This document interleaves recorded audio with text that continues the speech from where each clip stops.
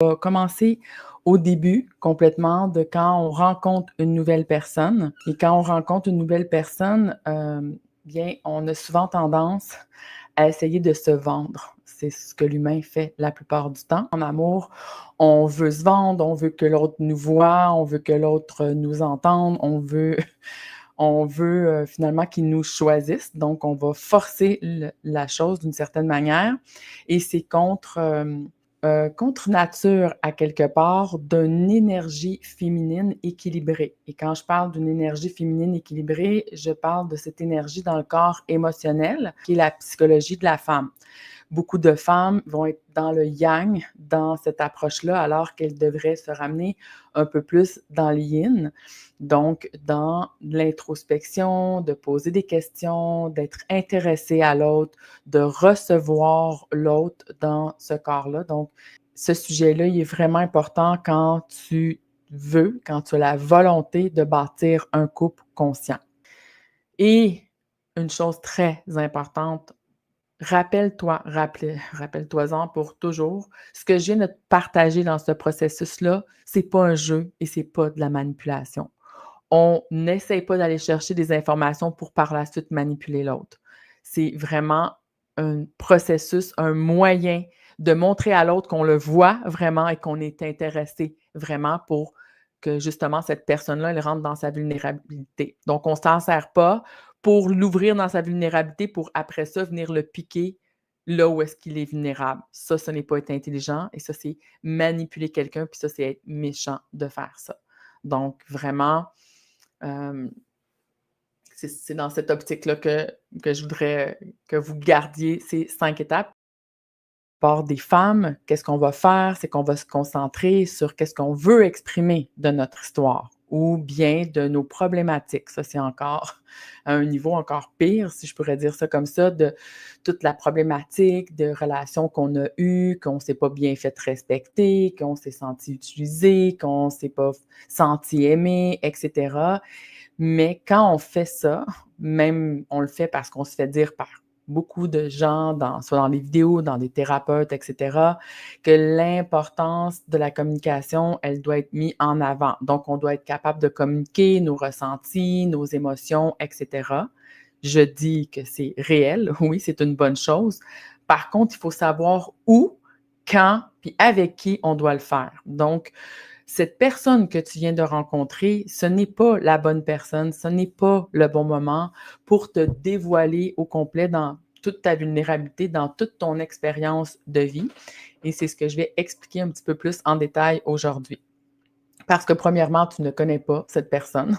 Est-ce que tu peux vraiment tout dévoiler, tout faire confiance? Comment cette personne va se servir de tout ce que tu lui partages de plus vulnérable de ce que tu as vécu dans ta vie? Donc, aujourd'hui, on va voir de manière consciente comment se servir des premières rencontres, justement, pour, au contraire, te servir de ton intelligence, de ta capacité de rester dans une énergie plus féminine. On entend ça souvent, le Black Cat Energy, donc vraiment de le voir comme un chat qui est là, qui observe, qui a une énergie très lente, très douce, qui essaie. Le chat, il n'essaye pas de se vendre du tout. Donc, c'est pour te donner une image. Donc, de quand on rencontre cette personne-là et on veut se servir d'une capacité qu'une femme peut avoir d'être intéressée, d'avoir de l'écoute, d'avoir de l'empathie, de mettre tout ça en avant et de t'en servir à ton avantage, mais aussi à l'avantage de cet homme-là qui est devant toi. Et je vais généraliser ici, donc, d'une relation femme avec un homme. Donc, au lieu de justement d'essayer de te vendre, d'être vulnérable, de t'ouvrir sur tout ça, je vais plutôt t'inviter à faire le contraire. Donc, à mettre toute l'emphase, tout l'intérêt dans un levier puissant de connexion et d'attraction en t'intéressant à cette autre personne. Donc, de t'intéresser à l'homme que tu fréquentes, tu penses que tu es intéressé, qui pourrait être une personne intéressante. Bien sûr, de créer une atmosphère qui est détendue. pas une interrogation où ce que tu vas mettre une lumière sur cette personne-là, puis tu vas lui mettre le micro pour dire: «OK, là, je t'interroge comme si tu étais au poste de police. Je veux tout savoir sur tes anciennes relations, sur qui tu es, qu'est-ce que tu cherches, pourquoi, comment, c'est quoi tes qualités, c'est quoi tes défauts». Ça ferait un peu peur à une personne. Donc, on va pas faire une interrogation dans ce sens-là.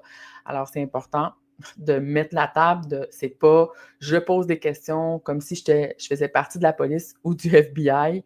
C'est pas du tout dans cette optique-là qu'on est une féminine bien équilibrée, intéressée à connaître l'autre personne, mais que nos questions vont être intelligentes. Donc, on le sait, personne aime se sentir sous cette pression-là, de se faire interroger et en parenthèse, aussi juger, parce que c'est sûr que si on pose des questions directes, ben, on va avoir des réactions à ce que l'autre personne va nous dire. Puis ça, je vais y revenir un peu plus tard. Donc, si un homme ressent que tu cherches à l'analyser, ben, il va risquer de se fermer. Donc, je t'invite plutôt à ouvrir dans le sens que tu es intéressé. Tu sais, comme, hey, toi, comme, je te dirai pas toutes les questions que je poserai à un homme, mais je vais te donner quelques exemples. C'est, disons que je veux savoir si ça fait longtemps qu'il est célibataire.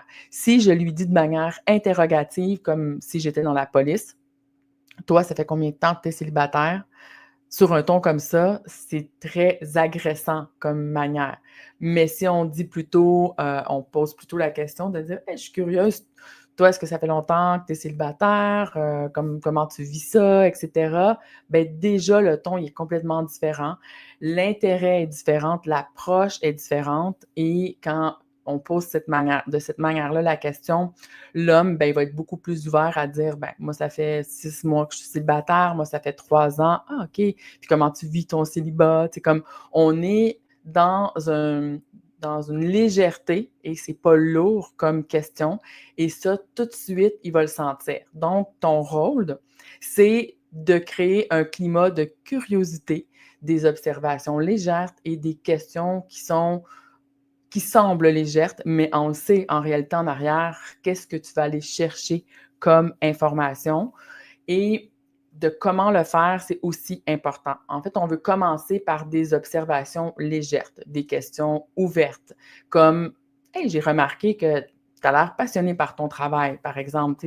Tu me dis ou j'ai entendu que tu faisais telle chose. Qu'est-ce qui te plaît le plus dans ce que tu fais? Déjà aussi, ces questions préliminaires-là, on ne va pas parler d'anciennes relations, on ne va pas rentrer dans des choses trop intimes, on parle de son travail.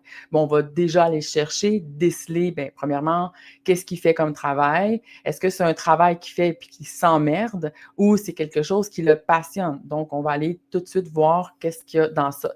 Et ça va aussi, première chose, démontrer ton intérêt envers lui sans qu'il se sente interrogé. Quel être humain, en réalité, n'aime pas parler de lui? Imagine quand une personne est intéressée à toi et te dit: «Écoute, moi, je suis intéressée à savoir qu'est-ce que tu fais dans la vie, qu'est-ce qui te passionne le plus?» et cetera. Ça fait vraiment un bien énorme et ça, l'homme va tout de suite aller le ressentir vibratoirement dans son corps émotionnel. C'est comme: «Waouh, on me donne de l'espace, on me donne de l'importance» et ça, c'est fait de manière, dans une intelligence féminine, dans une féminine qui a une conscience élevée d'elle-même et de la relation. Comment apprendre à s'intéresser à l'autre personne, puis à poser des bonnes questions pour bâtir, ben, une relation, qui est vraiment beaucoup plus consciente, une relation qui est plus solide. Donc l'étape numéro 2, c'est de mettre en place une écoute active et de reformuler. Parce que souvent, on va entendre de l'information de l'autre personne, puis on va la passer à travers nos filtres, cette information-là, puis on va interpréter. Donc, pour être certaine, tu sais, si j'ai bien compris, là, pour toi, c'est important ça, pour qu'il te valide. Donc, reformuler pour revalider avec l'autre personne ce qu'il nous a dit et ce qu'on a compris. Donc, écouter, c'est une très belle démonstration d'intérêt sincère, justement, mais encore plus quand on vient valider. C'est pas juste, waouh, la fille, j'avais l'impression qu'elle m'écoutait vraiment profondément, mais qu'elle venait en plus reformuler, revalider. Si j'ai bien compris, c'est ça, c'est comme imaginer le niveau de communication consciente qu'on est en train de mettre en place. Et quand nous, on est capable de le faire, bien, ce qu'on offre à l'autre, c'est bien, de démontrer justement par notre exemple comment ça se fait ça, comment je peux être vraiment à l'écoute de toi, m'intéresser à toi, te poser des questions, mais en plus, j'interprète pas puis je vais valider avec toi. C'est quand même extraordinaire de pouvoir faire ça pour soi. C'est ce que j'enseigne depuis 5 ans à des gens en parcours de conscientisation. Et bien, les hommes, comme tout le monde, apprécient qu'on se souvienne de ce qu'ils disent et qu'on montre de la curiosité dans leurs réponses. Parce qu'encore, dans la communication, il y a beaucoup de fois où est-ce qu'on veut se vendre et beaucoup de fois aussi où est-ce que quand l'autre nous parle de lui, eh bien, on aurait le goût de reprendre la parole puis dire oui, moi aussi, moi aussi, moi aussi, parce qu'on veut se mettre de l'avant. Et là, je te le dis, ça demande beaucoup de pratique faire les 5 étapes que je vais te parler aujourd'hui. Ça demande d'avoir beaucoup travaillé sur soi, d'avoir fait des libérations de nos programmes qu'on porte, de ne plus être en survie émotionnelle, donc on est capable de se retirer dans notre énergie féminine, de s'asseoir, d'être à l'écoute, d'être plus dans la réceptivité justement de la personne qui est devant nous. Donc, ça demande un travail sur soi. Donc, comment qu'on peut faire ça? Mettre plus d'écoute active, d'apprendre à reformuler pour valider ce qu'on a entendu, pour ne pas interpréter de manière erronée. Il me dit ça et je pense que ça veut dire ça. Est-ce que tu as été validé avec cette personne? Non. Pourquoi? Bien, parce que souvent, on n'a pas appris à comment faire ça. Donc, au lieu de préparer ta prochaine question, pendant qu'il te répond à ta question précédente ou est en train de penser ce que toi, tu pourrais dire par rapport à ça pour démontrer que toi aussi, tu es intéressante.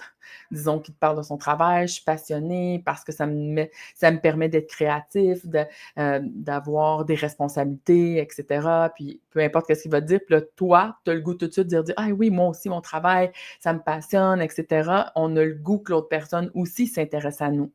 Mais tu vas comprendre si tu pourquoi c'est important de ne pas le faire au début. Donc, ils apprécient, comme j'ai dit, qu'on se souvienne et on ne veut pas penser à ce que nous, on voudrait mettre de l'avant ou penser à notre prochaine question tout de suite. Donc, ça fait aussi partie d'une personne consciente qui est dans l'instant présent. Même plus que dans le présent, elle est dans l'instantané. On va continuer à creuser dans ce qu'il est en train de dire. Ça va démontrer qu'on est des êtres attentifs, mais aussi qu'on veut valoriser ses efforts, disons, pendant, pendant qu'on creuse d'autres questions. Donc, si, par exemple, il me dit, oui, j'ai des gros défis au travail en ce moment, puis tout ça, donc, est-ce que tu trouves ça difficile ou ça te motive à continuer, par exemple? S'il me dit, ah, oui, oui, ça me motive, c'est incroyable, OK, qu'est-ce qui te motive le plus dans ça? Tu sais, c'est intéressant, qu'est-ce que cette personne-là nous dit dans ses qualités, dans ses forces, à être une personne qui se fait pas écraser par les défis, qui aime ça avoir des défis, ou à l'inverse, il dit, non, moi, ça me stresse, j'aime pas ça. Puis, mais on veut aussi aller voir dans ça. Donc, de dire, OK, qu'est-ce qui te stresse? Est-ce que tu penses que tu vas relever ce défi-là? Est-ce que tu penses que c'est trop pour toi? Tu veux avoir des réponses. Tu ne veux pas tout de suite te dire dans ta tête, ben, tu sais, s'il n'est pas capable de relever des défis, ben, c'est une personne qui est pas capable de se mettre sous pression, donc quand il y a des défis dans la vie, mais tu ne veux pas non plus juger tout de suite, donc tu veux aller valider avec lui. Et là, s'il te dit, je ne suis plus capable dans cette entreprise, par exemple, c'est des gens qui abusent tout le temps, sont jamais contents, bien ça aussi, ça te révèle encore d'autres informations sur cette personne. Ah, OK, donc tu as assez de lucidité, de discernement pour t'apercevoir quand il y a des gens qui abusent de toi. Donc, c'est une personne qui ne va pas toujours se faire abuser, puis que tu vas vouloir aller sauver parce qu'il n'est pas capable de mettre ses limites ou de dire non à des gens. Et là, tu peux lui demander, est-ce que tu l'as adressé? Est-ce que, par exemple, tu as un patron puis que tu es capable d'aller le dire? Qu'est-ce que tu es en train de me dire? Puis s'il te dit oui, je l'ai fait, etc., mais à un certain point, on ne peut pas changer les gens. Donc, il comprend aussi qu'il y a une limite chez les gens. On peut tellement aller loin dans l'art de poser des bonnes questions dans des rencontres préliminaires. Quand on commence à dater une personne et qu'on commence à fréquenter cette personne-là, parce que c'est sûr qu'on va aller de plus en plus dans des sujets encore plus intimes, des sujets plus vulnérables, mais pour commencer, on devrait rester plutôt dans des sphères, sa sphère professionnelle, ses activités, ses passions, et cetera. Puis une fois qu'il est à l'aise, qu'on est en capacité, nous, de rester centré sur réellement l'intérêt qu'on porte envers cette personne, bien, on va pouvoir le faire dans d'autres sphères de la vie. Donc, l'étape numéro 3, c'est ben, d'explorer ses valeurs et ses priorités. Donc, comme je l'ai dit, déjà, on va l'avoir fait de manière plus légère, ouvert, dans la vulnérabilité. Il ne se sent pas jugé. Donc là, il veut ouvrir. On veut finalement qu'il s'ouvre comme un livre. On veut avoir le plus d'authenticité dans ce qu'il va nous dire. Donc, si je veux qu'il soit authentique, mais il faut l'amener à dire les réelles choses, ce qui se passe réellement dans sa vie, puis qu'il n'ait pas peur même de dire ouais, non, ça, c'est vrai que j'ai de la difficulté, je ne l'ai pas vraiment dit. Mais wow, merci de le voir. C'est super que tu es capable de voir que ben, peut-être que tu pourrais améliorer ta communication, par exemple, au travail avec tes collègues. Puis de là, tu peux aussi rentrer toi dans ta vulnérabilité, justement, de ne pas le juger puis de dire je te comprends, c'est pas toujours facile de faire ça. Donc, il sent une énorme place qu'il peut dire tout ce qu'il vit dans sa vérité, être vraiment lui, être vraiment authentique. Et encore une fois, aujourd'hui, on ne vit pas ça énormément. Tout le monde va avoir des communications authentiques, tout le monde se pense en capacité de le faire, mais la réalité, c'est qu'il n'y a pas beaucoup de gens qui sont capables d'être aussi dans l'ouverture, de ne pas juger l'autre, de le laisser s'exprimer, de plutôt être intéressé, de poser encore plus de questions. Ça, ça démontre vraiment de l'intérêt de connaître l'autre personne et pas de s'imaginer que l'autre personne, elle est comme ci, comme ça, puis pas justement fermer les communications en disant mais franchement, il est juste con, il n'est pas capable de mettre ses limites. Je ne veux pas avoir un homme comme ça. C'est comme ça, c'est être fermé. Ça, c'est pas être une personne qui est élevée en conscience dans une communication authentique. Et au lieu d'interpréter, de juger tout de suite, bien, on ne se rend pas service en faisant ça, puis on coupe tout de suite de l'autre côté la possibilité de s'exprimer, d'être dans sa vulnérabilité, de son authenticité. Donc, ça doit être mis en place comme ça au début. Les étapes sont importantes. La prochaine étape, l'étape numéro 3, ça serait d'orienter un petit peu plus vers sa famille. La carrière, on a un peu parlé, des passions, on a un peu parlé. Là, on pourrait peut-être aller plus dans ses projets futurs de carrière, si on veut aller là. Donc, au lieu d'être dans ici ou dans le passé, qu'est-ce que tu as fait, etc., puis tu es rendu où? Donc là, on amènerait à un autre niveau la carrière, mais vers où il veut aller, où est-ce qu'il se projette, c'est quoi ses rêves, etc., de carrière. Qu'est-ce qui l'inspire le plus? On peut aller parler aussi des voyages. Des voyages, ça peut nous permettre de voir ben, un petit peu plus qu'est-ce qu'il aime comme activité, comment il se fait plaisir dans les voyages, qu'est-ce qui lui fait le plus plaisir? Est-ce que c'est de, de faire, je ne sais pas moi, d'aller explorer, il arrive à quelque part, il aime faire un voyage en pack-sac. Si toi, ça ne colle pas du tout avec toi et que tu n'es pas ouverte à ça, ben, déjà, tu vas voir que ben, les vacances, ça ne serait pas l'idéal, mais tu peux être curieuse de dire, OK, mais est-ce que toi, tu feras un mélange de tout inclus, une semaine et de pack-sac ou un mix des deux? Donc, ça te permet d'aller poser des questions par rapport à ça. Encore une fois, on ne s'enferme pas en me disant, ah, lui, il me dit qu'il aime voyager en sac à dos, pack-sac en anglais, sac à dos. Est-ce que c'est juste ça qu'il aime? Ou lui, il se dit hey, moi, j'ai tellement voyagé juste dans des formules tout inclus que je me suis dit ben, je devrais sortir de ma zone de confort, puis maintenant, je veux voyager en sac à dos. Donc, il faut aller explorer plus loin dans les questions et pas faire des questions fermées, puis qu'ensuite on ferme. C'est comme ah, est-ce que tu as toujours voyagé en sac à dos? Oui. Est-ce que tu es ouvert à faire d'autres types de voyages? Oui. S'il dit non, c'est aussi d'autres réponses. Donc, ça te permet de creuser beaucoup plus loin. Donc, ça va te démontrer beaucoup d'informations dans ça. Ça va te donner peut-être ses valeurs, son style de vie, de voir si c'est aligné avec toi. Donc, on peut aussi aller dans des questions un petit peu de plus en plus profondes. Donc, on peut poser à ce niveau-là des questions sur qu'est-ce qui te rend le plus fier dans ta vie. Donc, c'est ouvert, mais en même temps, on va aller chercher des informations super pertinentes. On peut aussi lui demander, c'est quoi la chose la plus importante pour toi dans une relation d'amitié, dans une relation avec un collègue? Donc, on va au-delà de la surface, mais on n'est pas encore allé dans de l'intimité. On reste comme vraiment, en surface, de plus en plus profonde, si on peut dire ça, parce que c'est après que tout ça soit mis en place que là, il a compris notre intérêt et ça a été validé qu'on avait vraiment de l'intérêt parce qu'on reste pas juste à des petites questions, de surface justement. On est vraiment intéressé. Quand il répond à une question, on en avance une autre question et cetera. Ensuite, on s'intéresse à toutes les sphères de sa vie. C'est pas juste, est-ce que tu as un six-pack, puis est-ce que tu t'entraînes 6 fois par semaine, puis combien tu as dans ton compte bancaire? On est vraiment intéressé à l'humain qui est devant nous. Et ensuite, quand ça, c'est bien solide, c'est bien mis en place, ben ça va se faire naturellement qu'il n'y aura pas de peur de s'ouvrir quand on va aller dans des discussions beaucoup plus profondes, dont ces relations passées. Comment ça se passait dans le passé? Qu'est-ce qu'il a aimé le plus? Qu'est-ce qu'il a aimé le moins? Comment ça s'est terminé avec ses ex, et cetera. Donc, on va passer à l'étape 4 des questions sur ses expériences passées.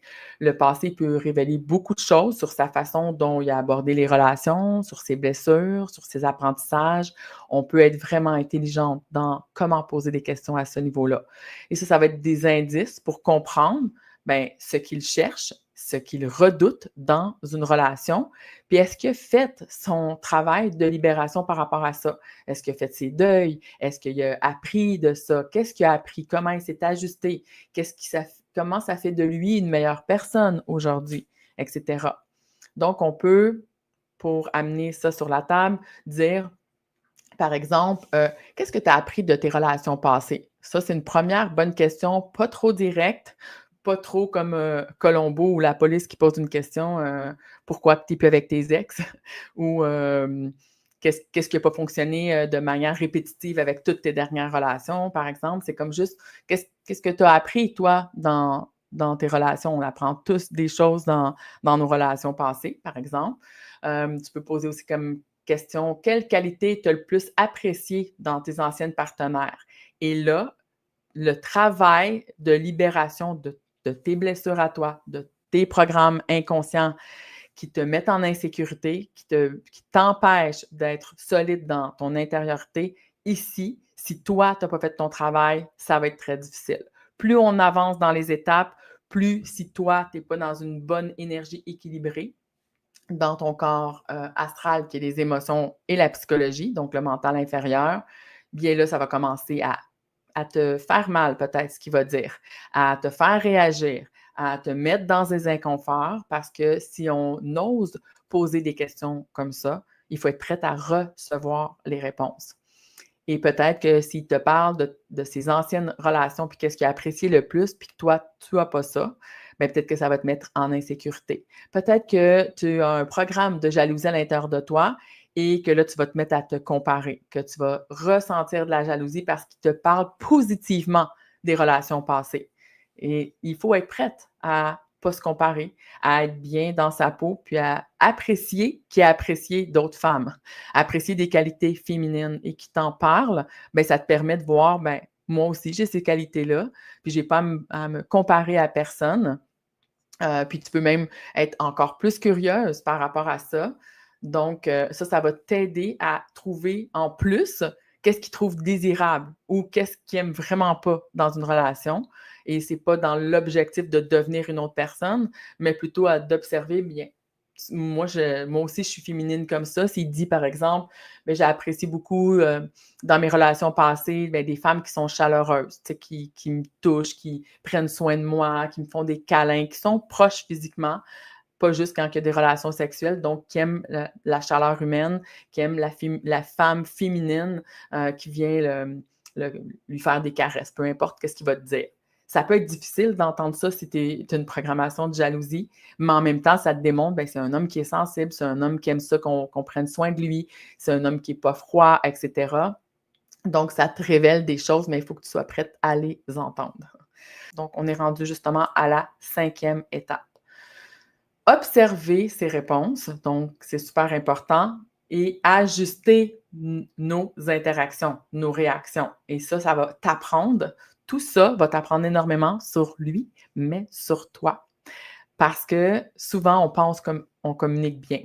Souvent, on pense qu'on est capable d'avoir une écoute attentive, une écoute active, intéressée, qu'on est vraiment intéressé à cette personne, mais tu peux t'apercevoir rapidement que ton système de survie va prendre le dessus puis que tu vas vouloir parler de toi. Ça va être très difficile de rester centré sur l'autre personne, d'être vraiment intéressé, de poser des questions, de rester là. Et ou, comme je l'ai dit, d'être capable de recevoir la réponse sans juger. Même s'il te donne des réponses que tu pourrais le juger par rapport à des faiblesses qu'il y a. C'est intéressant d'aller encore plus creuser dans les faiblesses. S'il te dit: «Ah, moi, les défis, j'aime pas ça». Est-ce que c'est tous les défis que tu n'aimes pas? Est-ce que c'est certains défis que tu n'aimes pas? Dans quoi tu n'aimes pas les défis? Pourquoi tu n'aimes pas les défis? Qu'est-ce que ça te fait quand il y a des défis? Est-ce que ça te stresse?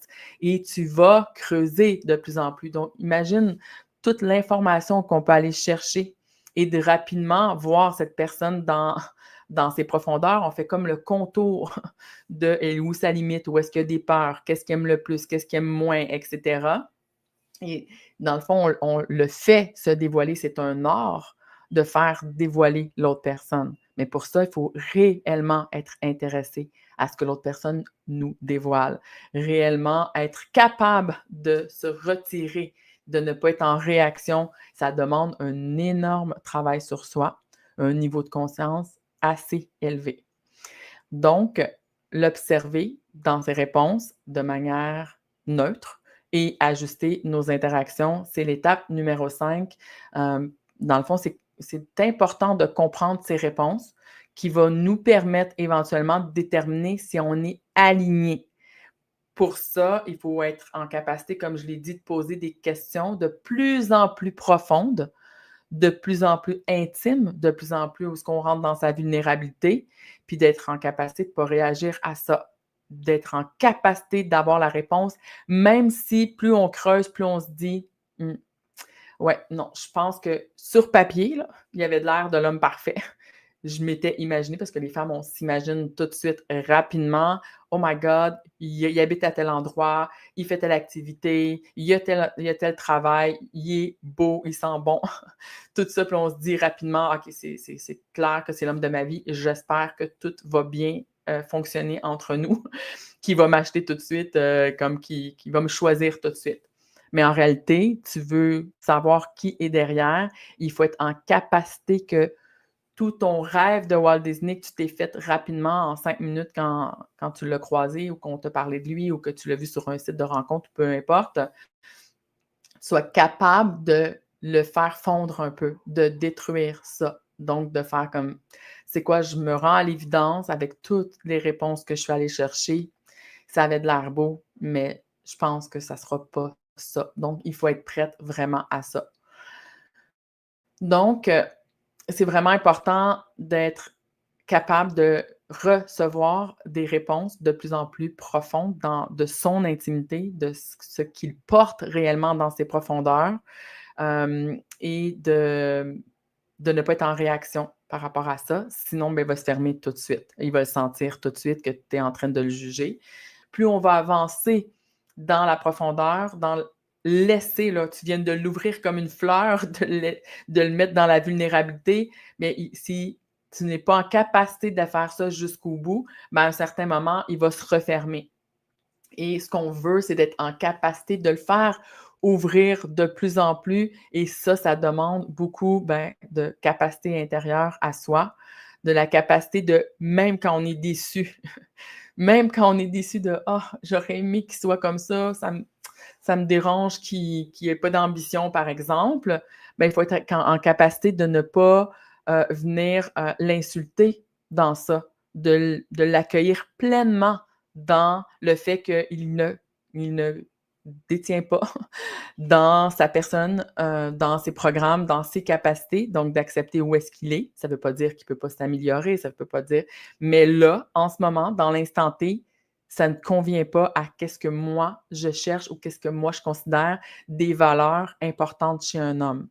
Et beaucoup de femmes vont justement aller rejeter, ridiculiser. C'est comme dire, mais franchement, c'est quoi, quel genre d'homme que t'es de ne pas avoir d'ambition? C'est comme, OK. Donc, dès qu'elle sent que ça ne convient pas, elle va tout de suite aller, tout faire fermer d'une certaine manière. alors que ça, ce n'est pas respectueux. Donc, une femme consciente, une reine consciente, elle doit avoir beaucoup de capacités, justement, de discernement, d'intelligence, et ça fait partie, ça, de l'intelligence, de s'ajuster à l'être qui est devant soi, que ouvert, comme avec beaucoup de vulnérabilité, d'authenticité, de féliciter ça. Wow, merci de me partager ça, c'est vraiment incroyable de remercier, d'être en gratitude devant un humain qui fait ça, puis de ne pas le blesser, même si on constate, qu'on peut vivre de la déception. Avec ce que je suis allée chercher comme information, je suis allée à la pêche, mais en profondeur. C'est un art de faire ça. Puis je constate qu'en réalité, ça ne sera pas ça. Et de rester respectueuse face à cet être humain incroyable qui a su être vulnérable et s'ouvrir. Donc, c'est vraiment un art d'être en capacité d'aller poser les bonnes questions et de faire ce processus-là jusqu'à la 5e étape que j'ai mis en place. Donc, en résumé de tout ça, la présentation d'aujourd'hui, poser des questions, s'intéresser à l'autre, c'est vraiment un art et c'est la clé pour bâtir un couple conscient. Déjà, un couple qui est solide, une connexion qui est solide et durable. Et on doit aller finalement dans nos propres profondeurs avant d'être capable de le faire avec une autre personne.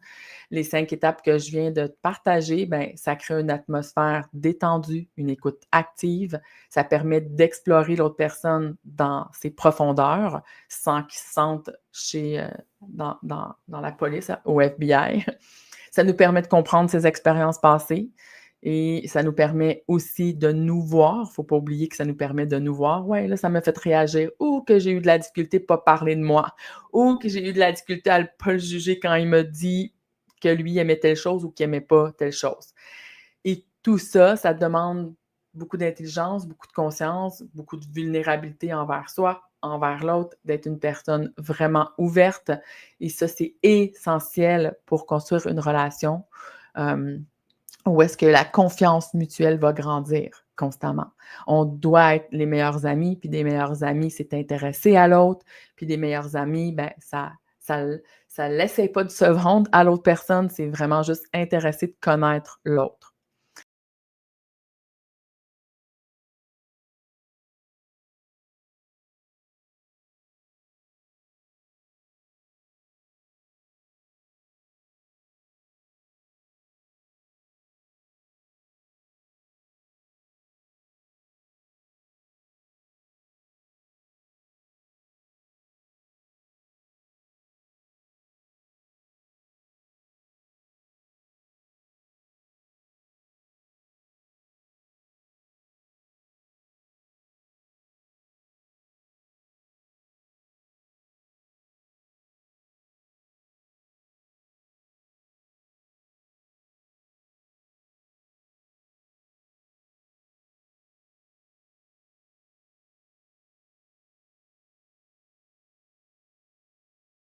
Donc j'espère que ces 5 étapes-là, ben, ils t'ont éclairé, puis que ça va t'amener à développer une communication beaucoup plus harmonieuse, beaucoup plus consciente, beaucoup plus intelligente dans la prochaine fois que tu vas rencontrer quelqu'un ou si c'est déjà le cas, que tu le mettes en pratique. J'aimerais beaucoup que tu m'écrives un courriel ou que tu viennes écrire sous cette vidéo-ci, si tu le pratiques ou si tu as déjà pratiqué, ce que je viens de te dire de manière plus naturelle, si on peut dire ça.